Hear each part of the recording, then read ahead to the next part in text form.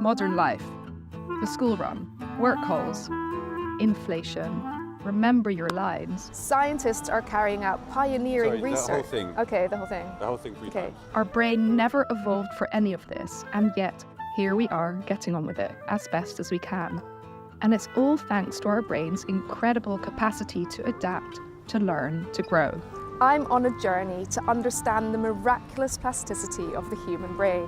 The brain will even change its structure. The core, the architecture of the brain can change. This is neuroplasticity. Once thought to be limited to youth, we now know it's a constant force in shaping who we are. Your mind can change the very substrate of its own operations. Helping us to learn, Adaptability. This is one of the most remarkable aspects of human intelligence. And I think plasticity is the mechanism behind it. and to heal. Well, neuroplasticity actually is at the core of neurorehabilitation. An active field of study that's helping us to understand how we became us. As things move forward, we're going to see more and more how much our motor ability actually is tied to the way we think and feel. And I want to know whether there's anything we can do to harness or boost neuroplasticity in our daily lives. On this journey, I'm going to give you 3 hacks to help strengthen crucial connections and keep our minds younger in the process.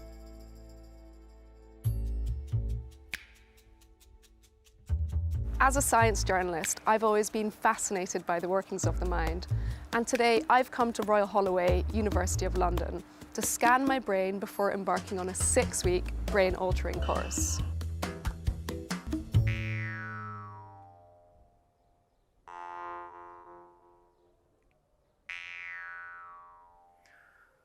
I'm just taking a moment to settle into this posture. This is Thorsten Barnhofer, Professor of Clinical Psychology at Surrey University. He's currently running a study on the effects of mindfulness in managing stress and difficult emotions. He's also been looking into how mindfulness changes the actual structure of the brain itself, showing signs of this neuroplastic rewiring even after just a few weeks. And what makes mindfulness especially impactful is that by reducing stress, it allows even more plasticity to take place. But will it work on my brain? We're about to enter the fMRI scanner to see what my brain looks like from the inside. I'm getting my brain scan before and after a period of doing just 30 minutes of meditation a day. Hi Melissa, how are you? Yeah, good. So all you need to do is just relax, try to keep still and look at the fixation cross. Okay. And it'll last for about 15 minutes. Right, so that's quite a long time. But what exactly is neuroplasticity? Plasticity is the ability of the brain to change based on stimuli that is given. These are the basis of learning and memory. It's a really dynamic process that involves the whole brain. And something else really fascinating that we've only learned recently, the brain will even change its structure. Our brain is constructed from 1 billion of neurons, and when neurons fire together, it's called wire together, they become stronger, and the connection between them is becoming stronger. These can change and shift a lot more in the early years of life than they can as we get older. Of course, they're still changeable later on. And that's really what we call brain plasticity, the ability of the brain to keep reorganizing itself throughout the lifespan. That affects the functional networks in the brain, and a functional change will be what areas of the brain are connected to what areas. There's also a structural part of plasticity, mainly changes in how the areas are organized in the brain, whether areas are more dense or less dense. Well, neuroplasticity actually is the mechanism through which the brain repairs itself. And now there are many ways to harness and boost plasticity in patients with neurological disorders. So neuroplasticity, the brain responding to change, actually takes place all the time, but we have the power to influence this to some extent too. And there's good reason to want to boost it. Increasing studies suggest it can play a role in delaying degenerative diseases like dementia. It can also help us to rewire the brain after psychological trauma, meaning that trauma itself is not permanent. Back in the scanner, I'm shown a series of numbers and asked to recall the preceding number to test my working memory. There will be other processes underneath the working memory process that get interesting. So mind wandering will happen, and if mind wandering happens or it comes close to it, there will be a certain brain system that becomes more active. Mind wandering is something that, of course, might be helpful in many ways. It might help us with creativity, but it's also something that can go awry.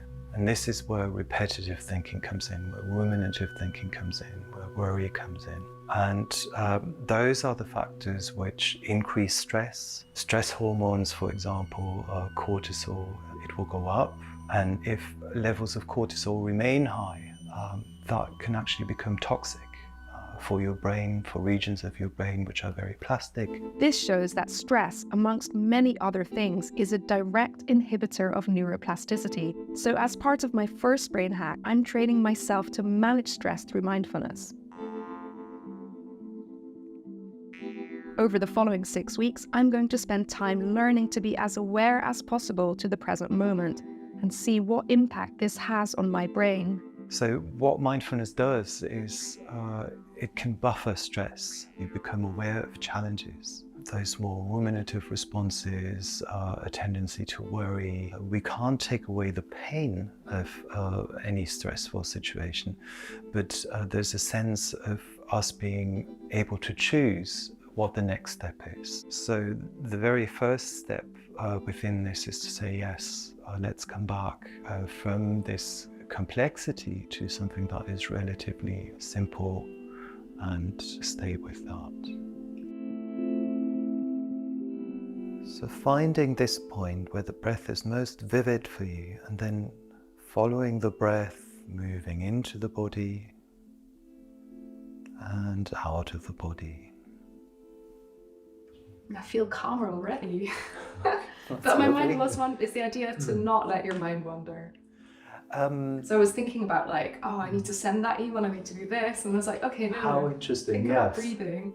That's a really interesting observation. So first of all, we can feel that actually, as I'm doing this, I come to it with the intention to stay with the breath, to keep my attention on the breath. And actually, what happens? This is just what the mind does. It will wander off. That tells you about the working of the mind. That's something which is relevant. So we can simply go and say, that's what it is. We come back, go back to the breath, go back to the breath. So we do two things at the same time, if you like. We're strengthening our muscle for attention, for staying on the breath. And we're cultivating our capacity to come back, to be more flexible in our attention. We're also gaining insight into the working of the mind because we're realizing, this has come up. After 6 weeks of meditation, kindly guided by Thorsten, I did feel a lot calmer. But would this feeling show up as a physical change in my brain? We'll see. After another brain scan, I went to Surrey University to find out. This is very exciting to see my brain on the screen. That's your brain, yes. Do you see any results in my brain? Yes, of course. We see changes in the brain. It's alive. It always changes. I'm alive. That's a good sign. That's a good sign. And we have some interesting changes that align with what we see in the literature. I'm a sample size of only one, of course. Yes, exactly. So we need to be cautious for all those who are scientifically minded. They wouldn't forgive us. So what have you found?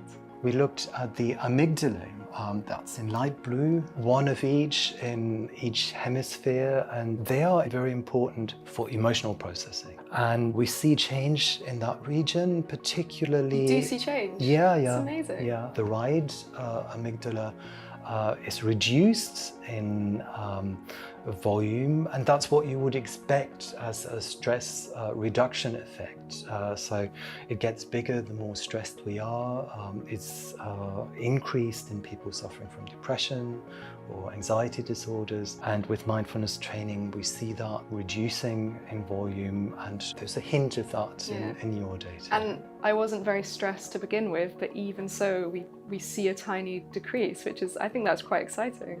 Exactly, yeah. But that wasn't the only change he saw. He also found changes in my posterior cingulate cortex, a region involved in controlling mind-wandering and rumination. What was interesting to us was that we see an increase in the posterior region of this. What's that? Yes, in the darker blue.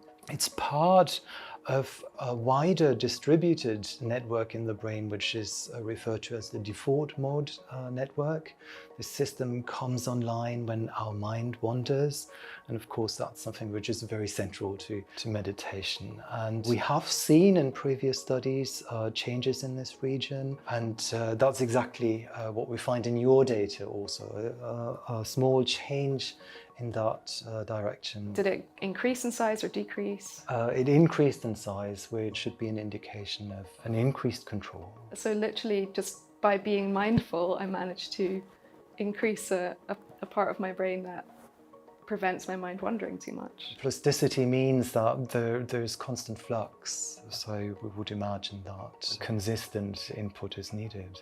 So it sounds like I need to continue meditating and come back and see you in a year, and then we'll see some really significant things. We would recommend, yes. It's amazing to think that after just 6 weeks of meditation, there was a visible change in my brain, and that through repeated practice, I could further boost neuroplasticity by reducing stress. That said, I realise we don't all have access to metaphorical Sicilian mountainscapes to meditate on. And in real life, carving out this additional time can be tricky.